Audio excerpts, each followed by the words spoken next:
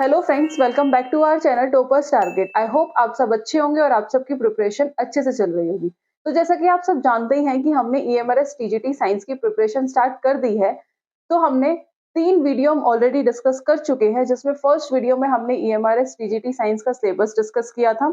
Second video में हमने अपना बायोलॉजी का फर्स्ट चैप्टर स्टार्ट किया था, दैट इज सेल, जिसमें हमने डिस्कस किया था कि सेल क्या है, उसका फंक्शन क्या है। तो हमने कुछ बेसिक इंट्रो कह लो, हमने साइंस सेल का डिस्कस कर लिया था। थर्ड वीडियो में हमने डिस्कस किया था कि प्रोकैरियोटिक यूकैरियोटिक में डिफरेंस क्या है और थोड़ा सा सेल थ्योरी को डिस्क्राइब किया था। अगर आपने वो वीडियो नहीं देखी है तो इस वीडियो को देखने से पहले जाके उन वीडियो को देख लें, उनका लिंक आपको डिस्क्रिप्शन बॉक्स में मिल जाएगा। तो आज की वीडियो को स्टार्ट करते हैं, जिसमें हम पहले कुछ रिवाइज कर लेते हैं जो हमने पहली वीडियो में डिस्कस किया था, प्रोकैरियोटिक और यूकैरियोटिक में डिफरेंस। तो जो प्रोकैरियोटिक और यूकैरियोटिक में बेसिकली डिफरेंस क्या है, तो जितने भी प्रोकैरियोट्स होते हैं वो क्या होते हैं, यूनिसेलुलर होते हैं, यानी कि ऐसे ऑर्गेनिज्म जो किससे मिलके बने हैं, जो सिंगल सेल से मिलके बने हैं। यूकैरियोट्स कौन से होते हैं, मल्टी सेलुलर। मल्टी सेलुलर ऐसे ऑर्गेनिज्म जो बहुत सारी सेल से मिलके बने हैं, जैसे कि हम। Nucleus is poorly defined due to the absence of a nuclear membrane. की प्रोकैरियोट्स के अंदर न्यूक्लियस नहीं होता, न्यूक्लियस नहीं है तो न्यूक्लियर मेम्ब्रेन भी नहीं है। जैसे क्या है, एक सेल है, सेल के अंदर क्या प्रेजेंट होता है, न्यूक्लियस प्रेजेंट होता है, और न्यूक्लियस के चारों तरफ क्या होती है, न्यूक्लियर मेम्ब्रेन होती है। तो इसके अंदर जब न्यूक्लियस ही प्रेजेंट नहीं है तो न्यूक्लियर मेम्ब्रेन भी क्या होगी, एब्सेंट होगी। But in eukaryotes nucleus present होता है, ट्रू न्यूक्लियस प्रेजेंट होता है और वेल डिफाइन होता है, और उसके चारों तरफ क्या होती है, न्यूक्लियर मेम्ब्रेन होती है। जब न्यूक्लियस नहीं है, न्यूक्लियर मेम्ब्रेन नहीं है, तो न्यूक्लियोलस भी क्या होता है, एब्सेंट होता है, और यूकैरियोट में न्यूक्लियोलस क्या होता है, प्रेजेंट होता है। अगर बात करें सेल ऑर्गेनल की, तो प्रोकैरियोट्स के अंदर सेल ऑर्गेनल एब्सेंट होते हैं, इन यूकैरियोट्स के अंदर सेल ऑर्गेनल प्रेजेंट होते हैं। और राइबोसोम एक ऐसा सेल ऑर्गेनल है जो दोनों सेल के अंदर प्रेजेंट होता है, but there is a one difference in them, कि क्या होता है, राइबोसोम्स हमारे 2 टाइप्स के होते हैं, एक 70S और 80S। तो जो 70S जो राइबोसोम्स होता है वो प्रेजेंट होता है प्रोकैरियोट्स में, और यूकैरियोट्स में जो प्रेजेंट होता है वो 80S में होता है। अगर एग्जांपल की बात करें तो जो प्रोकैरियोट्स के जो एग्जांपल होते हैं, जैसे बैक्टीरिया और bacteria that and blue green algae, ये सब क्या है, दैट आर प्रोकैरियोटिक सेल। अगर हम एग्जांपल देखें यूकैरियोटिक सेल के, तो फंगाई, प्लांट, एनिमल सेल, ये सब क्या है, यूकैरियोटिक सेल। तो ये था एक बेसिक डिफरेंस प्रोकैरियोटिक और यूकैरियोटिक में। डिटेल में हमने इससे पहले वाली वीडियो में डिस्कस कर लिया था। अगर आपने वो वीडियोस नहीं देखी है तो फिर से इसे देखने से पहले उस वीडियो को पहले देखिएगा। अब ये डायग्राम है, ये भी हमने डिस्कस किया था कि जो प्रोकैरियोट्स में जो डीएनए होता है वो कैसा होता है, सर्कुलर होता है, और यूकैरियोट्स में जो डीएनए प्रेजेंट होता है वो कैसा होता है, वो डबल हेलिकल स्ट्रक्चर होता है। बट इन बात करें प्रोकैरियोट्स में जो डीएनए होता है वो कैसा होता है, वो सर्कुलर डीएनए होता है। अगर बात करें सेल ऑर्गेनल की, तो यूकैरियोट्स में माइटोकॉन्ड्रिया, न्यूक्लियस, ये सब क्या होते हैं, प्रेजेंट होते हैं, that is a nuclear membrane. उसके बाद जो आता है, नेक्स्ट आता है cell size. Cell size basically क्या होता है कि हमारी बॉडी के अंदर बहुत सारी सेल्स प्रेजेंट है, there are different types of cell present in our body. जो सेल साइज रेंज की बात करें तो जो रेंज होती है वो 10 माइक्रोमीटर से लेके 18 सेंटीमीटर तक होती है। अगर सेल साइज की बात करें, जो रेंज होती है वो 10 माइक्रोमीटर से लेके 18 सेंटीमीटर तक होती है। It's size range from small bacteria, यानी कि छोटे बैक्टीरिया से लेके, दैट इज माइक्रोस्कोपिक, और बात करें to large egg of birds, तो इट इज मैक्रोस्कोपिक। यानी कि ये जैसा बताया, जो रेंज होती है वो 10 माइक्रोमीटर से 18 सेंटीमीटर तक होती है, यानी कि माइक्रोस्कोपिक से मैक्रोस्कोपिक तक। अगर बात करें स्मॉलेस्ट सेल, स्मॉलेस्ट सेल जो बैक्टीरिया है, smallest cell in the bacteria, की बैक्टीरिया के अंदर सबसे छोटी सेल कौन सी है, दैट इज अ माइकोप्लाज्मा। कौन सी है, माइकोप्लाज्मा, और that is the important point, यहां से क्वेश्चन पूछ लिया जाएगा। नेक्स्ट आता है, अगर this cell measure about, measurement की बात करें तो दैट इज 10 माइक्रोमीटर।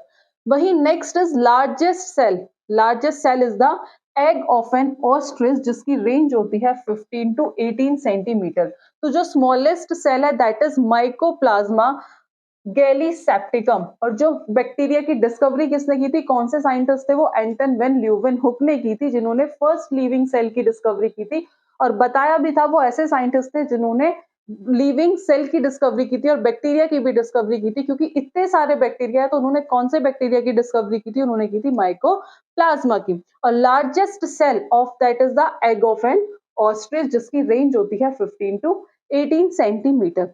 अगर बात करें ह्यूमन नर्व सेल की, तो जो ह्यूमन नर्व सेल होती है that is the longest cell in the human body, और जो कितने मीटर लॉन्ग होती है that is about 90 centimetre long, that is 90 centimeter long. After that, shape of a cell. जो शेप होती है सेल की वो अलग अलग होती है। कुछ शेप कैसी होती है, कुछ सेल्स कैसी होती है, कुछ राउंड होती हैं, कुछ स्फेरिकल होती हैं, कुछ इलोंगेटेड होती हैं, कुछ सेल्स लॉन्ग होती हैं, पॉइंटेड होती हैं दोनों साइड से।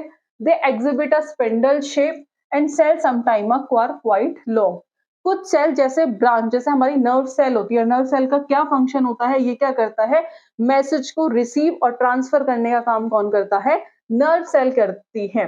And the different shapes are related to their specific function, और जो अलग अलग शेप होती है वो उनके फंक्शंस पे डिफाइन करती है कि किस सेल का फंक्शन क्या होगा। डायग्राम्स में भी देख सकते हैं, जो स्फेरिकल शेप का जो एग्जांपल है that is red blood cell, spindle shape का जो एग्जांपल है दैट इज मसल सेल्स, और लॉन्ग और ब्रांच शेप कौन सी होती है that is a nerve cell. तो ये था शेप ऑफ अ सेल। उसके बाद बात करते हैं हम सेल, हम बात ही सेल की कर रहे हैं, तो सेल क्या है फिर से रिकॉल करते हैं, structural and functional unit of living organism, जिससे मिलके सारे लिविंग ऑर्गेनिज्म बने हैं, कि all living organism are composed of cell, कि सारे लिविंग ऑर्गेनिज्म किससे मिलके बने हैं, सेल से मिलके बने हैं। तो उसी बेसिस पे, मतलब नंबर ऑफ सेल्स के बेसिस पे हम सेल को दो पार्ट में कैटेगराइज करते हैं। नंबर ऑफ सेल्स के बेसिस पे हम सेल्स को दो पार्ट में कैटेगराइज करते हैं। एक होता है यूनिसेलुलर और दूसरा होता है multicellular. As the name indicate uni और multi cellular, uni means single और मल्टी मतलब बहुत सारे। डिटेल में देखते हैं, तो सबसे पहला आता है यूनिसेलुलर ऑर्गेनिज्म। यूनिसेलुलर ऑर्गेनिज्म ऐसे ऑर्गेनिजम्स होते हैं जो किससे मिलके बने होते हैं, जो सिंगल सेल के मिलके बने हुए होते हैं।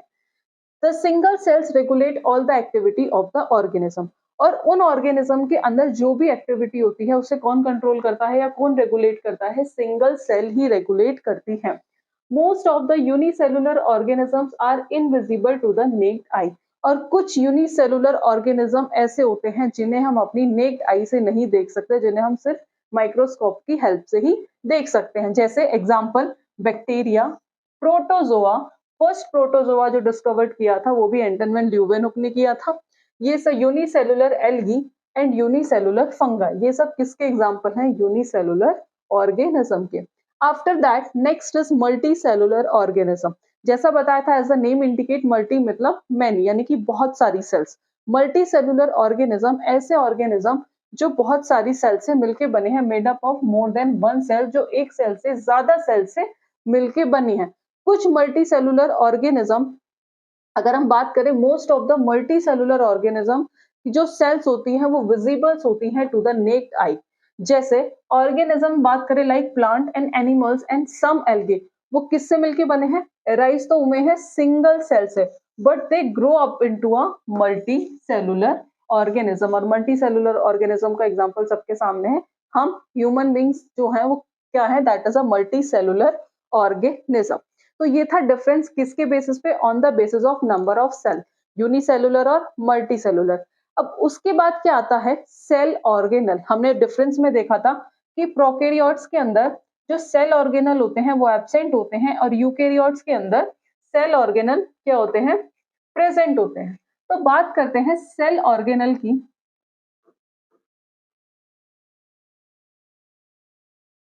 कि सेल ऑर्गेनल क्या होते हैं।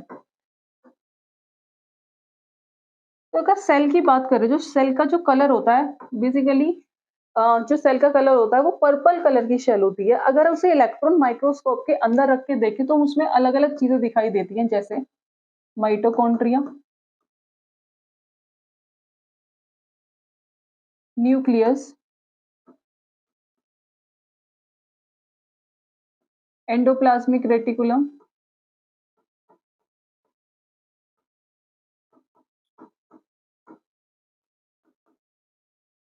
Golgi body,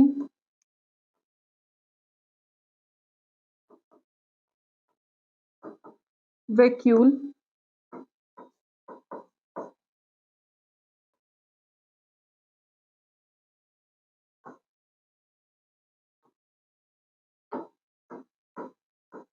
vacuole. Next is lysosome,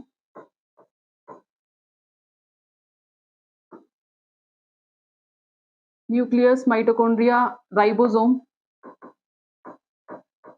तो ये सब क्या है? सेल ऑर्गेनल है। These are cell organelle. और अगर बात करें इनके फंक्शन की, तो इन सब का फंक्शन भी क्या होता है? डिफरेंट होता है। किसी का फंक्शन होता है प्रोटीन को सिंथेसाइज करना, मतलब सबका फंक्शन क्या है? इन सबका फंक्शन डिफरेंट है। तो अब हम एक एक करके डिटेल में सेल ऑर्गेनल डिस्कस करेंगे। तो हमारी सेल में बहुत सारी चीजें होती हैं। तो कुछ ऑर्गेनल ऐसे होते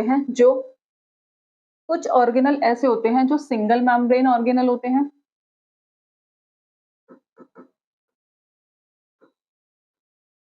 सिंगल मेम्ब्रेन ऑर्गेनल होते हैं। कुछ डबल मेम्ब्रेन ऑर्गेनल होते हैं और कुछ मेम्ब्रेन लेस ऑर्गेनल होते हैं जिनके अंदर मेम्ब्रेन नहीं होती। मेम्ब्रेन लेस ऑर्गेनल, जिनके अंदर मेम्ब्रेन नहीं होती, विदाउट मेम्ब्रेन। अब एग्जाम में अगर क्वेश्चन आ जाए कि ऐसे कौन से ऑर्गेनल होते हैं जो सिंगल मेम्ब्रेन ऑर्गेनल होते हैं, डबल मेम्ब्रेन होते हैं, जिनके अंदर मेम्ब्रेन नहीं होती, देखते हैं।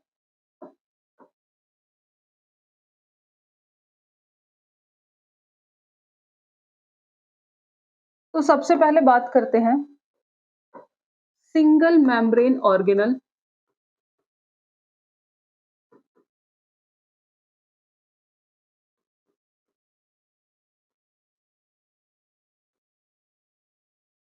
Second is double membrane organelle.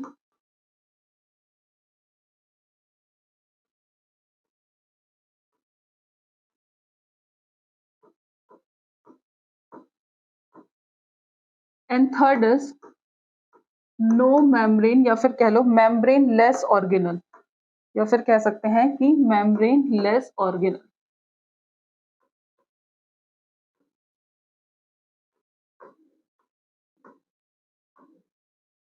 तो सबसे पहले देखें, अगर बात करें सिंगल मेम्ब्रेन ऑर्गेनल, तो that is endoplasmic reticulum. Endoplasmic reticulum होता क्या है, ये हम आगे डिस्कस करेंगे। गोल्गी बॉडी,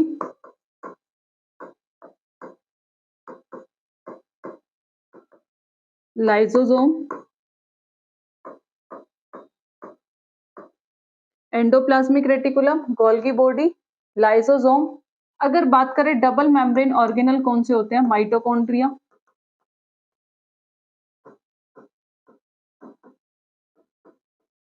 और इसमें माइटोकॉन्ड्रिया, न्यूक्लियस, और नेक्स्ट आता है क्लोरोप्लास्ट। क्लोरोप्लास्ट कहाँ प्रेजेंट होता है? क्लोरोप्लास्ट प्रेजेंट होता है प्लांट में। अब मेम्ब्रेन लेस ऑर्गेनल कौन से होते हैं? तो मेम्ब्रेन लेस ऑर्गेनल होता है राइबोसोम, और नेक्स्ट होता है माइक्रोट्यूब्यूल्स। माइक्रोट्यूब्यूल्स को हम किस नाम से जानते हैं? सेंट्रोसोम्स और सेंट्रियोल्स। तो सिंगल मेम्ब्रेन में एक और आता है तुम्हारा, दैट इज वैक्यूल। अब एग्जाम में क्वेश्चन पूछ ले ऐसे कौन से ऑर्गेनल होते हैं जो सिंगल मेम्ब्रेन ऑर्गेनल है, तो आप इजीली आंसर कर पाओगे। Endoplasmic reticulum, Golgi body, lysosome और वैक्यूल्स।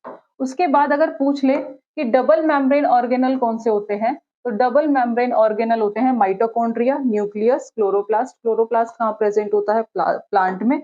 उसके बाद अगर नेक्स्ट पूछ ले आफ्टर दैट कि मेम्ब्रेन लेस ऑर्गेनल कौन से होते हैं, जिनके अंदर मेम्ब्रेन नहीं होती, यानी कि जो कैसे होते हैं? Without membrane, without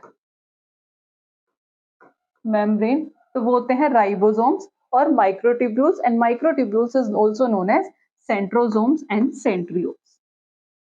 so I hope आपको ये तीनों चीजें क्लियर हुई होंगी, और यहां से ये इंपॉर्टेंट पॉइंट है, यहां से आपके क्वेश्चंस आ सकते हैं।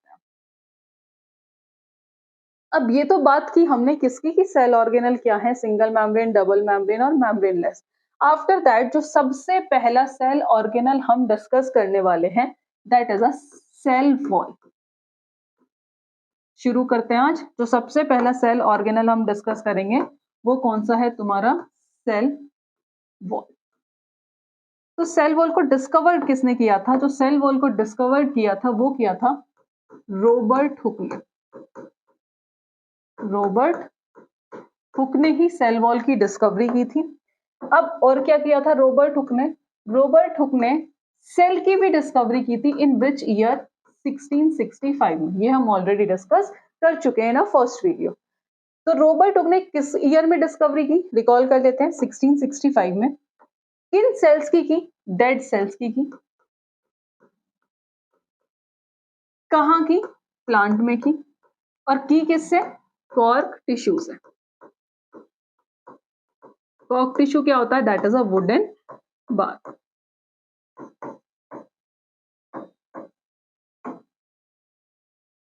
सो आई होप को टर्म्स क्लियर हुई होंगे कि रॉबर्ट हुक ने सेल की भी डिस्कवरी की थी 1665 में।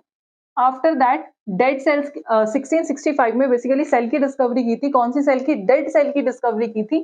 किसमें की थी, प्लांट में की थी, कि जो प्लांट की जो सेल्स होती है वो कैसी होती है, डेड होती हैं। और किससे किससे की थी उन्होंने डिस्कवरी, कॉर्क टिश्यू लिया था, वुडन बार। तो ये तो बात थी रॉबर्ट हुक की।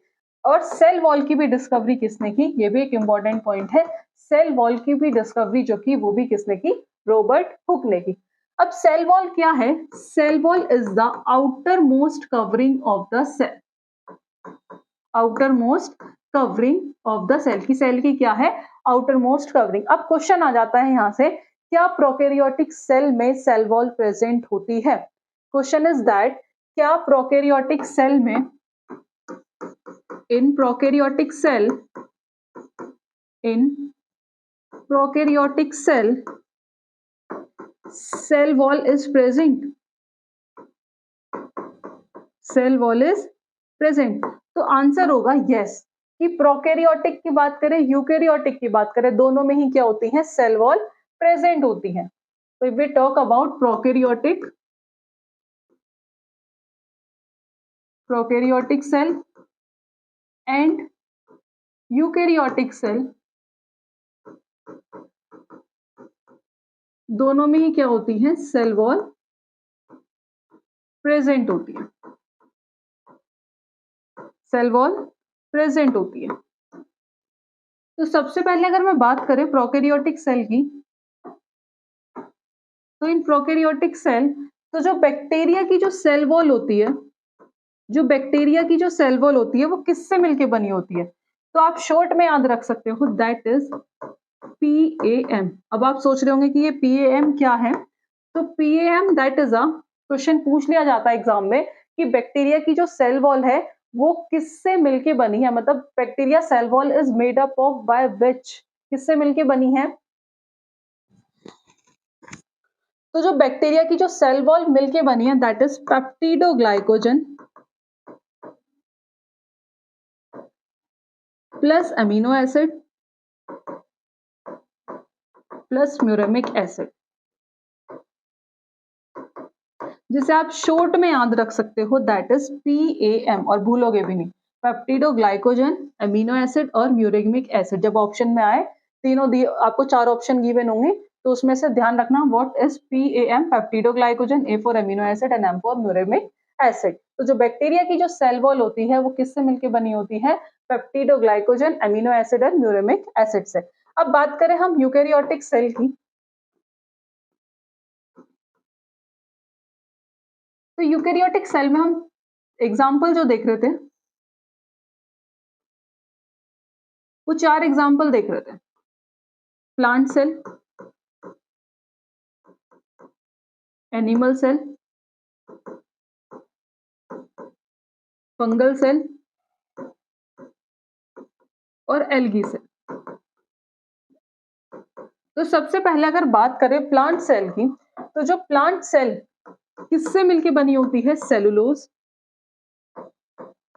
Plus hemi cellulose, cellulose plus hemi cellulose. अब बात करें एनिमल सेल में सेल वॉल किसकी बनी होती है, यूकेरियोटिक सेल, तो एनिमल सेल में सेल वॉल एब्सेंट होती है। एनिमल सेल में सेल वॉल एब्सेंट होती है। फंगल सेल में जो सेल वॉल किससे मिलके बनी होती है, काइटिन से। लास्ट आता है एल्गी सेल। एल्गी सेल में जो सेल वॉल बनी होती है वो बनी होती है cellulose plus calcium carbonate, calcium carbonate plus galactose.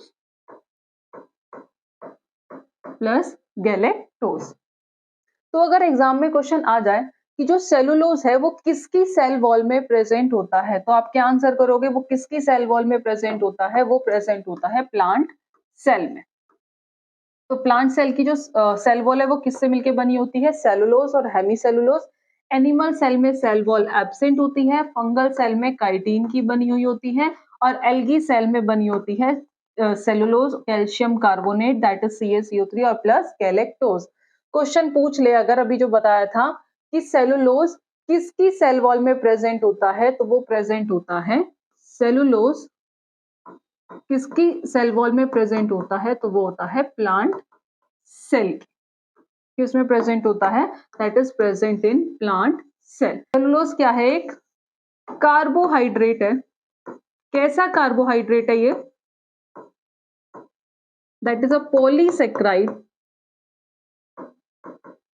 Polysaccharides क्या होते हैं, तो पॉलीसेक्राइड्स क्या होते हैं, जो बहुत सारी डाइसेक्राइड्स, पॉली का मतलब ही होता है मैनी, जो बहुत सारी डाइसेक्राइड्स यूनिट से मिलके बने होते हैं जिन्हें हम कहते हैं पॉलीसेक्राइड्स। तो सेलुलोज क्या है, पॉलीसेक्राइड्स।